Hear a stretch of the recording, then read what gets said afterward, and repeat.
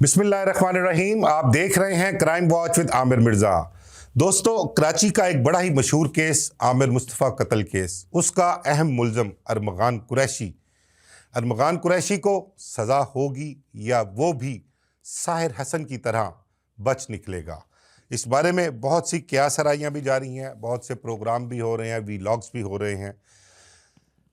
जब ये केस चल रहा था, सोशल मीडिया पे बहुत उठाया गया इस केस को। मेरे समेत बहुत से दोस्त अहबाब जो यूट्यूबर भी हैं, जर्नलिस्ट भी हैं, जिन्होंने इस पे वीलॉग्स भी बहुत से किए, उन सब का यही कहना था कि इस केस में अदाकार साजिद हसन का बेटा साहिर हसन, वो कुछ ज़्यादा देर नहीं निकालेगा।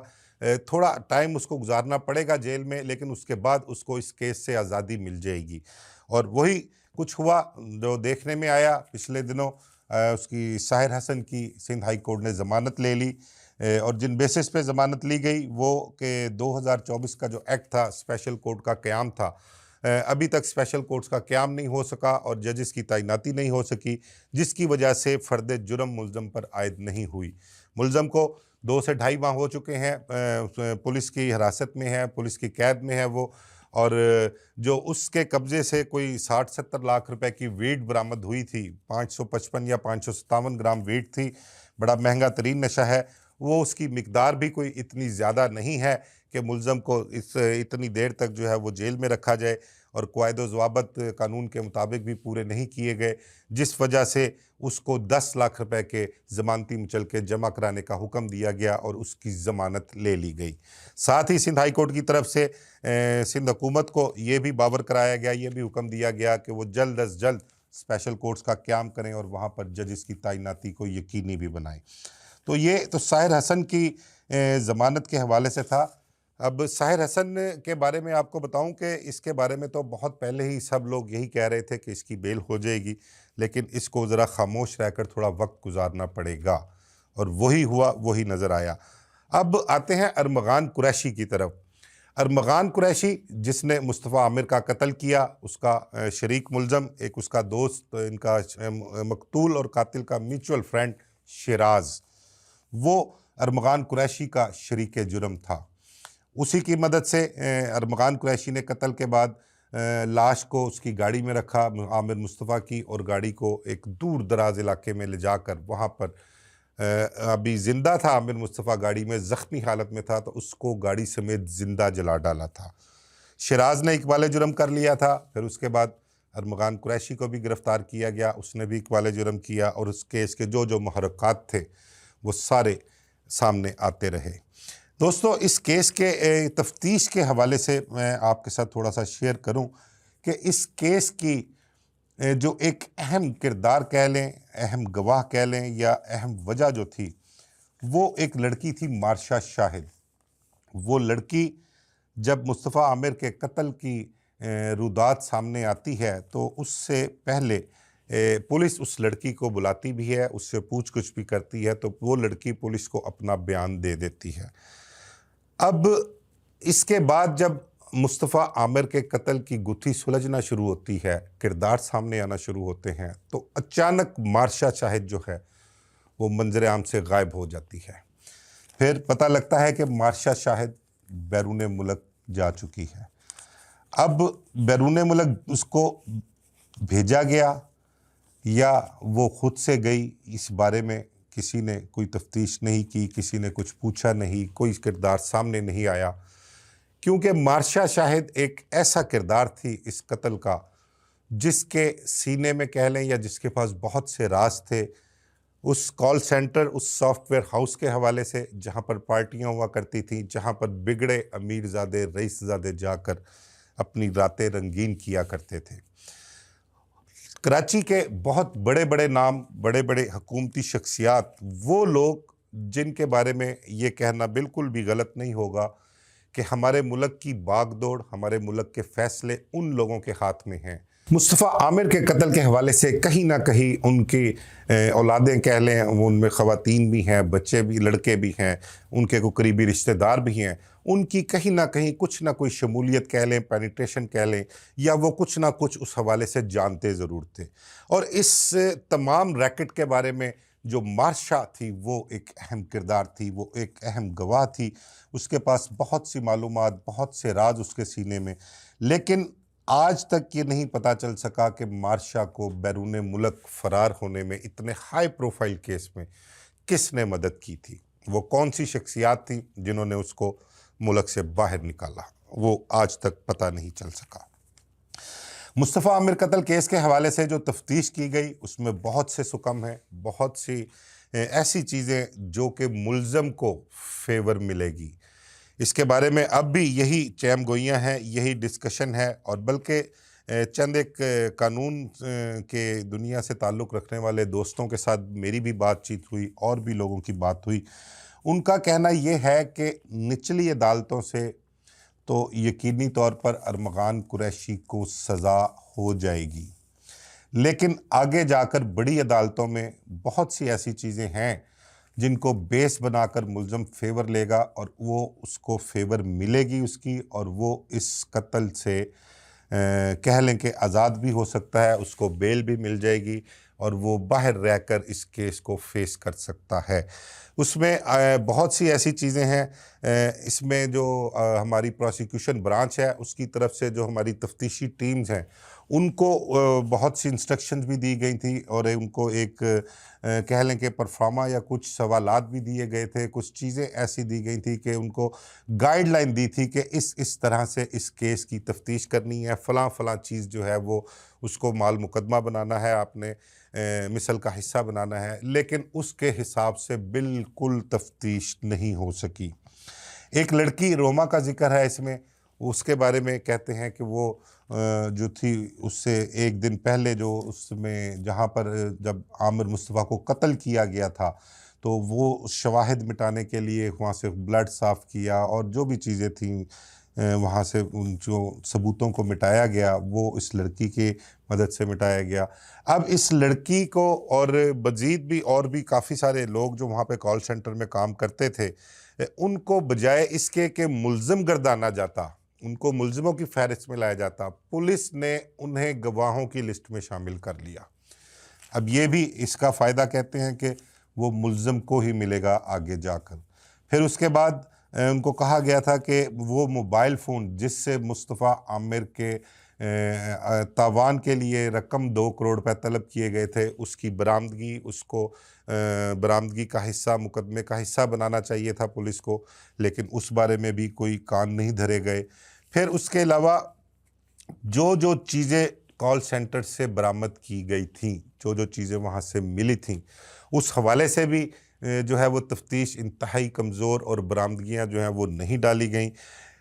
इस हवाले से जो अब तक तफ्तीश हुई है, अगर कोई भी पढ़ा लिखा कानूनदान इसको समझता है, वो उसको पढ़े मिसल को, उसको देखे, तो उसकी पहली राय यही डेवलप होती है कि ये तफ्तीश में जो कुछ भी हुआ है, ये तमाम तर चीज़ें जो हैं ये हमारी अकल समझ के मुताबिक मुल्ज़म को फेवर मिलेगी इसकी, और मुल्ज़म कहीं भी किसी भी स्टेज पर जाकर इन सुकम की वजह से फ़ायदा उठाएगा। उसके वकील अगर अच्छे होंगे, बल्कि अच्छे तो होंगे, ज़ाहिरी बात है, पैसा खूब खर्च किया उसने, कोई लाखों करोड़ों की बात नहीं, अरबों की बात है।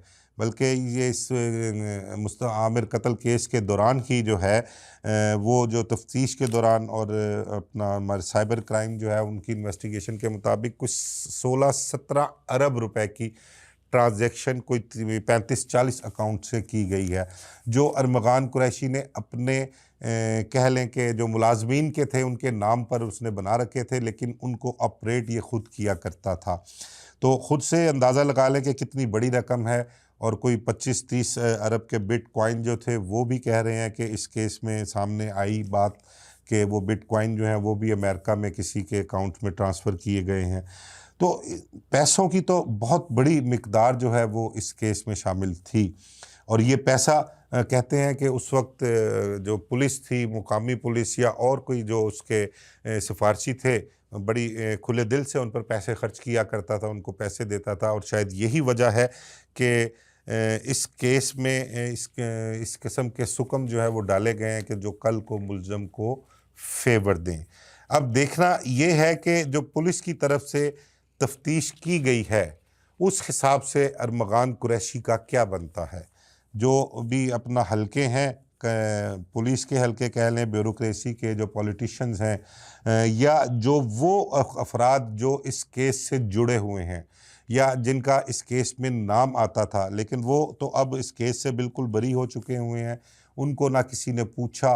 पूछना तो खैर, गिरफ्तार करना तो बड़ी दूर की बात है, थाने बुलाना, उनको किसी ने पूछा तक नहीं। वो इतने तगड़े और इतने बाअसर कह लें कि वालिदैन की औलादें हैं कि किसी पुलिस अफसर को इतनी जुर्रत नहीं हो सकी कि उनसे जाके कुछ इन्फॉर्मेशन ही ले लें।